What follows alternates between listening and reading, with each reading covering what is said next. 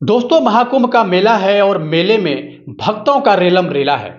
ऐसे में कोई ऐसा गांव नहीं, कोई ऐसा शहर नहीं, कोई ऐसा गली नहीं जहां से 10 20 50 लोग प्रयागराज नहीं गए हों और वहां जाके प्रयागराज के महासंगम में आस्था की डुबकी न लगाए हों। ऐसे लोगों की संख्या बहुत कम है। पूरी तरीके से उत्तर प्रदेश के प्रयागराज स्थित महासंगम में आस्था का जनसैलाब उमड़ चुका है और जो भी जहां से भी जैसे भी हो रहा है वो वहां पे लगातार पहुंच रहे हैं और महासंगम में आस्था की डुबकी लगातार अपने आप को भगवान के श्री चरणों में समर्पित करके आस्था की डुबकी भी निरंतर लगा रहे हैं। ऐसे में उत्तर प्रदेश के आजमगढ़ की एक महिला जिसका नाम सुमन था और जिसके पति की 4 साल पहले ही एक रोड एक्सीडेंट में मौत हो चुकी थी, उसकी भी इच्छा होती है कि वह भी महासंगम में जाए और जाके आस्था की डुबकी जैसे अन्य सारी महिलाएं लगा रही है, जैसे पूरा देश आस्था की डुबकी वहां पे लगा रहा है, वैसे उसकी भी इच्छा हुई कि वो भी वहां पे जाए और जाके आस्था की डुबकी लगाए। अपने सास ससुर से इजाजत लेने के बाद वह अपने पड़ोस की महिलाओं को ढूंढती है और अपनी इच्छा जाहिर करती है उन महिलाओं से। जो महिलाएं कुंभ जाने वाली थी उनसे कहती है कि आप लोग तो जा ही रही हैं, मुझे भी साथ लेकर चलिए। इस बात पे जो महिलाएं थी वो उसे साथ ले जाने से मना कर देती है। वह सोचती है कहीं इसका पाप इससे धुलकर हम लोगों के शरीर में न चिपक जाए। ये सब सोच के उन महिलाओं ने उस 26 वर्षीय सुमन को अपने साथ ले जाने से मना कर देती है। अब वह परेशान होती है। उसके इसी परेशानी का फायदा एक नौजवान लड़का जो काफी दिनों से इस फिराक में था, अब वह उस मौके का फायदा उठाकर उस विधवा औरत को अपने साथ लेकर महाकुंभ चले जाता है। फिर वह मेले में जाने के बजाय एक होटल में जाता है जहां पे वो लगातार 3 रात तक एक कमरा बुक करके कुंभ में पाप धोने के नाम पर जाता है और उसके पहले ही मासूम, बेबस और लाचार महिला के लाचारी का फायदा उठाकर मर्यादाओं को तार तार करते हुए उस महिला के इज्जत के साथ खिलवाड़ करता है, या फिर यूं कहें कि उस महिला के इज्जत को पूरी तरीके से 3 दिन और 3 रात तक लगातार तार तार करते रहता है। दोस्तों, जमाने को सीख देने वाली एक दुखद और बहुत ही रोचक कहानी है। मैं चाहता हूं कि इस पूरे वीडियो को आप लोग जरूर देखें, तभी आप यथार्थ की सत्यता से पूरी तरीके से अवगत हो पाएंगे। यह कहानी उत्तर प्रदेश के आजमगढ़ की है। प्रयागराज के महाकुंभ मेले में सरकार के आंकड़ों के मुताबिक अभी तक 50 करोड़ लोग पहुंच चुके हैं और एक आंकड़े के अनुसार हम यह कह सकते हैं कि हिंदुस्तान का हर तीसरा नागरिक वहां पे पहुंच चुका है।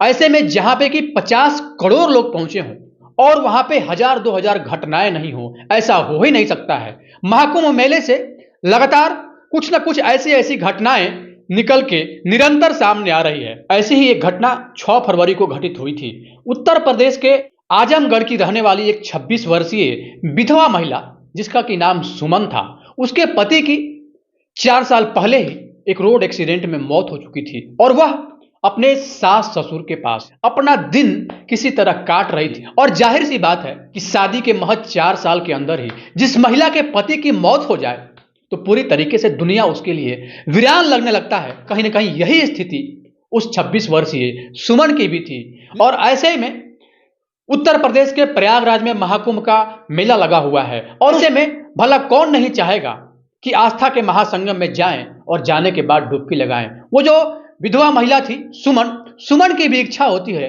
कि वो भी अन्य महिलाओं के तरह ही महाकुंभ जाए और वहां जाने के बाद आस्था के संगम में डुबकी लगाए।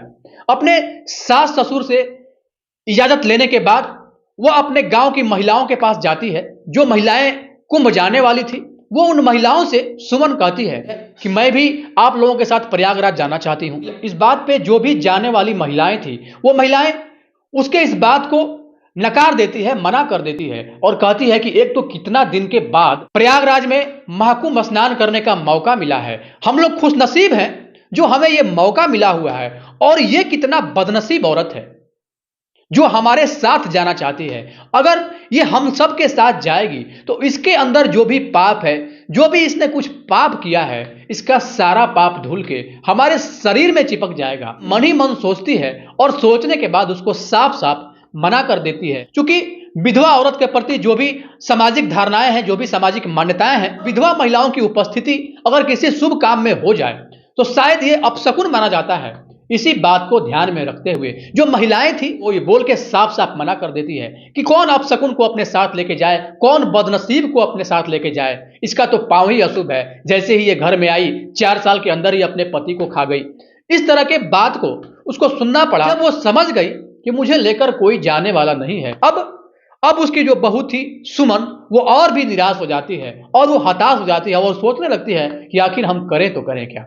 उसके इस परेशानी का फायदा एक नौजवान लड़का जिसका कि नाम मंगल होता है, वो पास का ही एक लड़का होता है। सुमन के घर उस लड़के मंगल का आना जाना लगातार होता था। मंगल सुमन के घर आता, उसके सास ससुर से बात करता। बातचीत करने के दौरान जब वो सुमन को देखता, सुमन को वो मन ही मन पसंद करने लगा था और वो इस मौके की तलाश में था कि कब मौका मिले और वो सुमन से बातचीत करे और बातचीत करने के बाद अपनी बात को आगे बढ़ाए। लेकिन जैसे ही उसे पता चला कि सुमन को कोई लेके नहीं जा रहा है, वो तुरंत वहां पे जाता है, उस घर में जाता है और के उसकी सास के पांव छूता है और कहता है कि चाची मैं तो प्रयागराज जा रहा हूं। सुमन की सास थी, वो मंगल से कहती है कि मंगल तुम जा रहे हो, अकेले जा रहे हो या फिर गांव की या फिर तुम्हारे घर की और भी महिलाएं जा रही है? इस बात पे मंगल कहता है बहुत सारी महिलाएं जा रही है, मेरे घर की भी महिलाएं जा रही है, क्या बात है?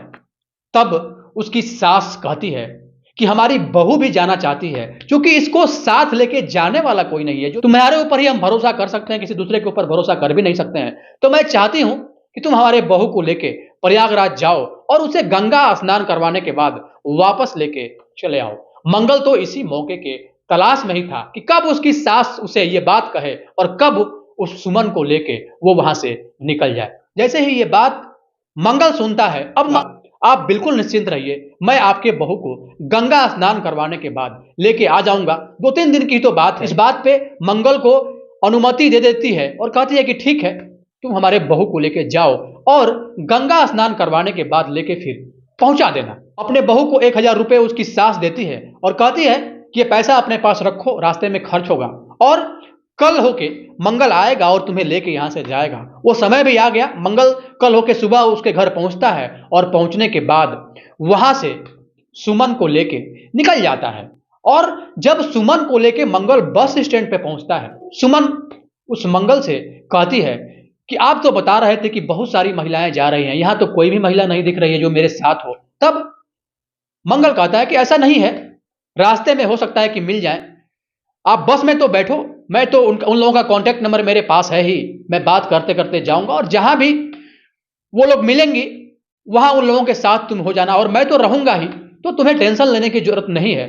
इस बात पे सुमन बोलती है ठीक है और वो बस में जाकर बैठ जाती है।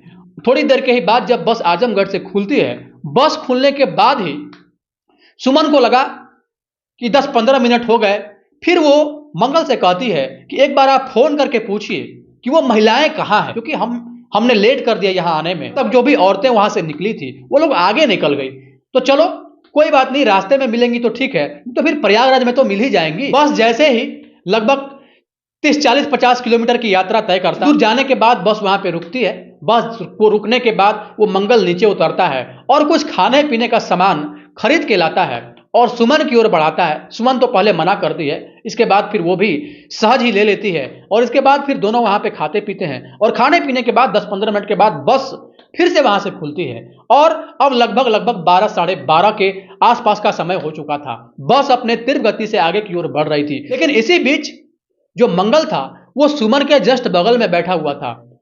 वो कभी अपने पैर से सुमन के पैर को टच करने की कोशिश करता, कभी सुमन के कंधे पे हाथ रखने की कोशिश करता। गड्ढे में जाने के बाद बस का ड्राइवर ब्रेक मारता और ब्रेक मारने के बाद जो बस की स्थिति होती है आप सोच सकते हैं। जब वो स्थिति बनती है, स्थिति में मंगल ब्रेक मारने के पश्चात सुमन की ओर बढ़ जाता। ऐसा प्रतीत होता मानो उसने जानबूझ के ऐसा कुछ नहीं किया हो, गलती से किया हो। और सुमन तो इस बात को समझ ही रही थी। जो मंगल एक्टिविटी कर रहा था उस बस में, उसके एक्टिविटी से पूरी तरीके से समझ चुकी थी कि आखिर मंगल का नेक्स्ट स्टेप क्या होगा और ये मंगल करना क्या चाहता है।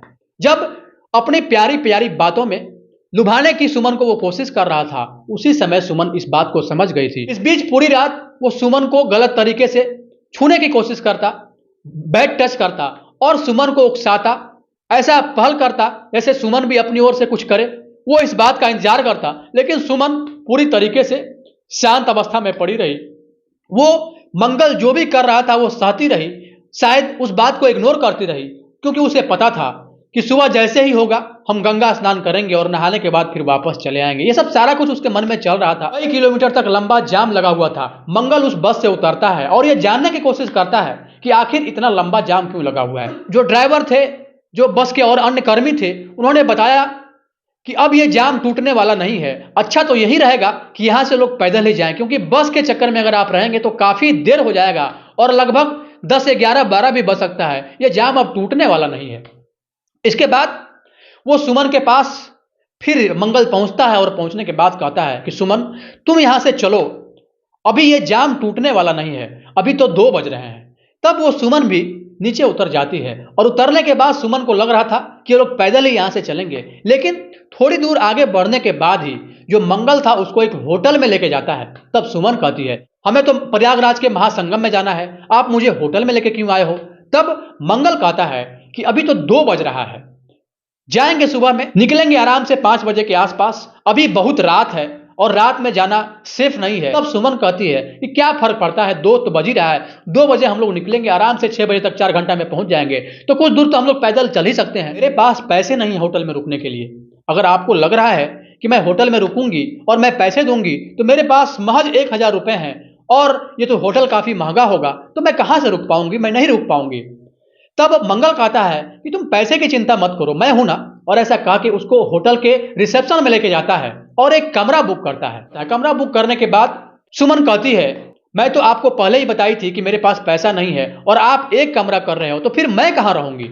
इस बात पे मंगल कहता है कि हम लोग एक में ही रह लेंगे, क्या दिक्कत है, 4 घंटे की तो बात है, किसी तरह एडजस्ट कर लेंगे। इस बात पे वो मना करती है और कहती है कि नहीं, मैं नहीं चाहती हूं, मैं किसी के घर की इज्जत हूं, किसी का मान हूं, किसी का स्वाभिमान हूं, किसी की भावनाएं, किसी के परिवार की भावनाएं मेरे साथ जुड़ी हुई है। ऐसा हरगिज नहीं चाहूंगी कि एक कमरे में बंद होके किसी पर पुरुष के साथ रहूं।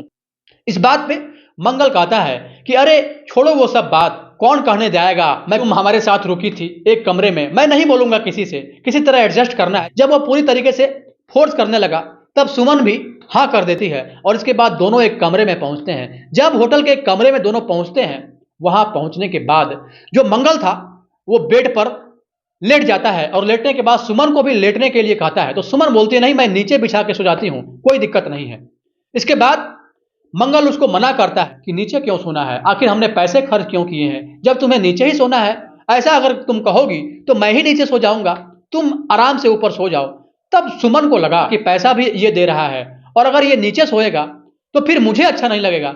तब वो भी मंगल के इस बात को मान लेती है और वो भी उसी बेड पे उसके साथ में ही एक साइड लेट जाती है और लेटने के बाद उसे नींद कहाँ आ रहा था वो बार बार सोच रही थी। मंगल की जो नीयत है ये ठीक ठाक लग नहीं रही है, अब ये क्या करेगा मुझे नहीं पता। वो मन ही मन इस बात को बार बार सोचती, अगर वो कुछ गलत हरकत करती है या फिर कोई गलत कदम उठा लेती है तो शायद उसको भगवान भी माफ नहीं करेंगे। ये तमाम तरह की बात लेटे हुए सोच रही थी। जब वो मायूसी की हालत में सोच रही थी आंख बंद करके, तब मंगल को लगा कि शायद सुमन सो गई है। जैसे ही मंगल को इस बात का एहसास हुआ कि सुमन सो रही है, वो तुरंत सुमन के सीने पे हाथ रख देता है और रखने के बाद कहता है, सुमन तुम सो गई क्या?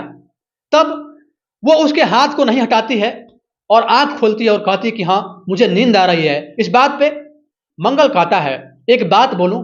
तब सुमन बोलती है, हाँ बोलिए। तब मंगल कहता है, सुमन तुम्हारे जो शरीर का ढाल ढांचा है ऐसा प्रतीत हो रहा है पूरी तरीके से किसी सांचे में ढाल के बनाई हुई तुम एक मूर्त हो। मैं तुझे जब जब देखता हूं मेरे मन में एक अलग ही प्रकार की सिहरन सी उत्पन्न हो जाती है और मैं ये भी सोचता हूं कि तुम्हारा जो आने वाला समय है वो कैसे कटेगा। तब सुमन कहती है, खुशी हुई, कम से कम कोई तो है जो मेरे बारे में सोच रहा है, लेकिन क्या करेंगे, होनी को कौन डाल सकता है, जो मेरे नसीब में था, जो मेरे भाग्य में था, जो मेरे भाग में लिखा हुआ था अंततः वही हुआ। इस बात पे मंगल कहता है, कोई बात नहीं, लेकिन मैं तुम्हें अंदर ही अंदर चाहता हूं, मैं तुम्हें प्यार करता हूं। इस बात पे सुमन हंसने लगती है और कहती है, क्या ये पागलों वाली बात कर रहे हैं आप, ऐसा कैसे संभव है? मैं किसी के घर की इज्जत हूं, किसी का मान हूं, किसी का सम्मान हूं, हमारी भावनाएं जुड़ी हुई है किसी परिवार के साथ, और मैं ऐसा कैसे कर सकती हूं? आप प्यार करते हैं ये अलग बात है, लेकिन मेरे मन में आपके प्रति कभी भी ऐसा भाव नहीं आया। और मैं तो आपको पहले जानती भी नहीं थी। आपके फीलिंग की कदर करती हूँ, रेस्पेक्ट करती हूँ, लेकिन मेरे ओर से ऐसा कुछ भी नहीं है। इस बात पे मंगल थोड़ा सा मायूस होकर करवट बदल लेता है और इसके बाद फिर शांत हो जाता है। जब थोड़ी देर वो शांत होता है तब सुमन कहती है, क्या हो गया, आप चुप क्यों हो गए? अभी तो बहुत लंबी लंबी बातें कर रहे थे, प्यार मोहब्बत की बात कर रहे थे, मेरे बाल कितने अच्छे हैं, मेरी आंखें कितनी अच्छी है, मेरी सुंदरता को लेके आप तमाम तरह की बात बोल रहे थे, तमाम तरह के तारीफों का पुल बांध रहे थे, और अभी 2 मिनट से आप बिल्कुल शांत हो गए। क्या बात है? आखिर मेरे कौन से बात से आपको दुख पहुंचा? तब मंगल कहता है, मैं उतना खुशनसीब कहां हूं जो मुझे तुम जैसी पत्नी मिले। सुमन को पूरी तरीके से अपनी प्यारी प्यारी बातों में लुभाने की कोशिश करता और ऐसा प्रदर्शित करता कि सुमन के लिए वो चांद तारे तोड़ के ला सकता है, सुमन को दुनिया की हर खुशी वो दे सकता है। तब सुमन बोलती है, मैं आपकी भावनाओं का कदर करती हूं, आप प्यार करते हैं, ये बहुत अच्छी बात है, लेकिन ऐसा हो नहीं सकता है, हम दोनों का मिलन कभी हो ही नहीं सकता है कि मैं अब सो रही हूं, मुझे नींद आ रही है। और ऐसा कह के वो अपना आंख बंद कर लेती है। लेकिन जो मंगल था वो सोने के लिए कहाँ गया था? वो तो होटल में कुछ करने के लिए गया था। और वो अब जैसे ही सुमन को थोड़ी सी नींद लगती है, वो नींद के ही अवस्था में सुमन को अपने आगोश में पकड़ लेता है और अपनी बाहों में भर लेता है। सुमन कि जैसे ही आंख खुलती है वो अपने आप को मंगल के बाहों में पाती है। आखिर सुमन भी 26 साल की एक जवान युवती थी। पति के मरे हुए 4 साल से ज्यादा बीत चुके थे और एक जवान जो लड़की होती है, एक जवान जो औरत होती है, उसकी भी कहीं ना कहीं कुछ ना कुछ फीलिंग होती है, उसकी भी कुछ इच्छाएं होती है। और मंगल की जो इच्छाएं थी वो अपनी इच्छाओं को जाहिर कर रहा था, लेकिन सुमन की कुछ अपनी व्यवस्था थी, लेकिन थी तो वो भी जवान, थी तो वो भी खूबसूरत, उसके अंदर भी फीलिंग तो था। अब धीरे धीरे जब मंगल पूरी तरीके से उसको जो भी मंगल की ओर से कुछ किया जा रहा था, चाहे वो उनके सीने पे हाथ रखना हो, चाहे सुमन के पैर से अपना पैर टच करना हो, चाहे अपने आगोश में पकड़ना हो, तमाम तरह का जो भी क्रिया हो रहा था मंगल की ओर से, या फिर यूं कहें कि जो भी मंगल की ओर से पहल किया गया था, अब सुमन की ओर से भी एक पॉजिटिव जवाब मिलने लगा। और अब सुमन भी उसके इस पहल का विरोध नहीं करती और धीरे धीरे सुमन भी अब आगे बढ़ना शुरू कर दी। और अंततः समय भी वो आ गया जब ये दोनों पूरी तरीके से खुलकर एक दूसरे के साथ संबंध भी बना लिए। जब एक बार वो संबंध बनाई, संबंध बनाने के बाद सुमन कहती है मंगल से कि मंगल, हमने ये गलत किया, हमें ऐसा नहीं करना चाहिए था, मैंने बहुत बड़ा पाप कर दिया। और ऐसा कह के वो रोने लगती है। जब वो रो रही थी तो मंगल उसके आंसू पोंछता है और पोंछने के बाद कहता है कि सुमन, मैं तुम्हें बहुत प्यार करता हूं, मैं तुम्हें बहुत चाहता हूं और मैं तुमसे शादी करना चाहता हूं। प्लीज मेरे प्रपोजल को तुम स्वीकार लो, मैं तो तुम्हें कब से अपनी पत्नी बनाना चाह रहा हूं। इस बात पे सुमन कहती है कि अब देखना है क्या होता है, और यह भी देखना है कि आखिर तुम मेरे साथ आते हो या मेरा साथ छोड़ के जाते हो। क्योंकि जब समय खराब होता है ना, तो कोई साथ देने वाला नहीं होता है। वो समय भी आएगा और जब वो समय आएगा तब मैं देखूंगी कि तुम्हारा प्यार कहाँ है, तुम मुझे कैसे अपनाते हो या फिर ठुकराते हो। 3 दिन तक ये दोनों होटल में रहे और आपस में लगातार ऐसे ही संबंध बनाते रहे। और इधर जो भी लोग मेला में गए हुए थे वो वापस अपने घर चले आए लौट के। और जब घर आए, जब उसकी सास उन लोगों के पास गई और बोल रही थी कि हमारी बहू भी गई है, मंगल भी गया है, न तो मंगल अभी तक आया और न ही हमारी बहू है। जैसे ही गांव वाले इस बात को सुनते हैं, तब जो गांव वाले थे तमाम तरह की बातें करने लगते हैं। बहुत लोग तो ये भी कह रहे थे कि मंगल इनके बहू को लेकर भाग गया, या फिर यूं कहें कि मंगल सुमन को लेकर भाग गया। जो भी लोग थे वो अलग अलग प्रकार के कमेंट कर रहे थे। तमाम तरह की बात जो गांव के कुछ युवा थे वो करते, जो महिलाएं थी वो करती। और इसके बाद 3 दिन तक संबंध बनाने के बाद अब सुमन बोलती है, हम यहां पे आए तो थे पुण्य कमाने, इन पुण्य कमाने के पहले ही एक बड़ा पाप हमने कर दिया। इसलिए मैं चाहती हूं कि हम दोनों अब इस पाप को धोने के लिए महासंगम में जाएं। और फिर ये दोनों वहां से संगम तट पे पहुंचते हैं और एक साथ ही दोनों स्नान करते हैं। और स्नान करने के बाद फिर वापस बस पकड़ के फिर आजमगढ़ पहुंचते हैं। इसके बाद कुछ महिलाएं सुमन के पास जाती है, कुछ लोग मंगल के पास जाते हैं और इसके बाद कहते हैं कि तुम 3 दिन तक कहाँ थे? गांव की जो भी महिलाएं गई थी, गांव के जो भी अन्य पुरुष गए थे, वो लोग वापस आ गए 3 दिन के अंदर ही। और तुम लोग 3 दिन तक कहां थे और क्या कर रहे थे? तुम दोनों में से किसी का फोन भी नहीं लग रहा था। बात तो जरूर कुछ है।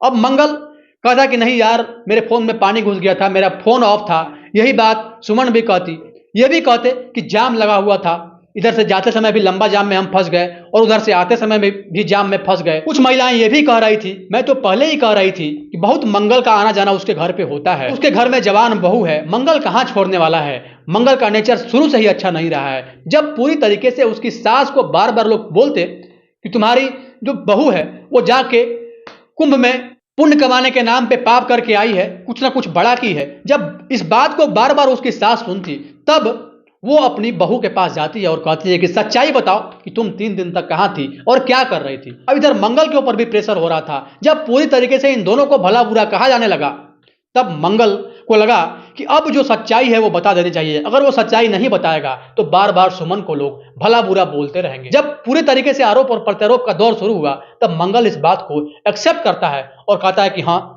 हम लोग होटल में गए थे और 3 दिन तक हम लोग होटल में ही थे और हम दोनों ने आपस में संबंध भी बनाया है और अब मैं सुमन से शादी भी करना चाहता हूं।